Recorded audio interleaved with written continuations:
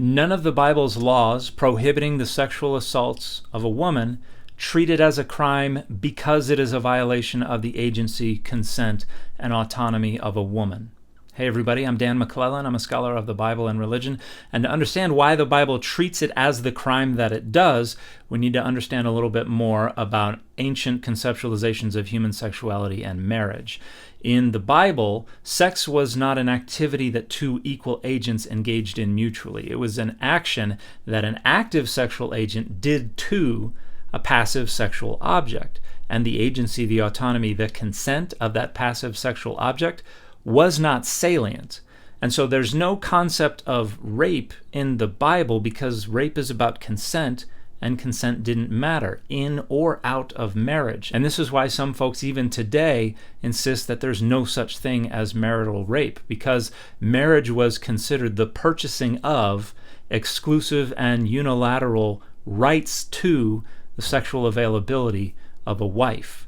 Now, we see the concept of sexual assault bubbling to the surface most clearly in Deuteronomy 22, verses 23 through 29. And this begins with outlawing adultery, but then moves into what to do if a man sexually assaults a woman who is either betrothed or married, or who is not betrothed or married. And in the case of a woman who is betrothed or married, she's already entered into a contract with a man. She is the exclusive sexual property of a man, even if the marriage has not yet been consummated.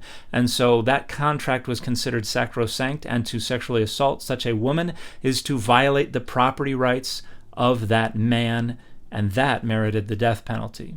Now, we see in verses 28 and 29 that if someone sexually assaults a woman who is neither betrothed nor married, there is no contractual relationship there to violate, and so it does not merit the death penalty. However, there are still property rights that are violated because the woman's father stood to profit from her marriage because he would be paid a bride price. And so sexually, she is the property of her father. And so the penalty is that the man must pay an elevated bride price to the father.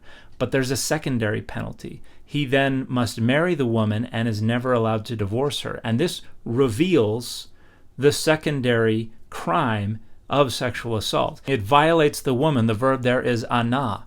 But this has nothing to do with her consent or agency or autonomy. It has to do with her sexual availability to a future spouse within proper Israelite marriage. He has robbed her of that.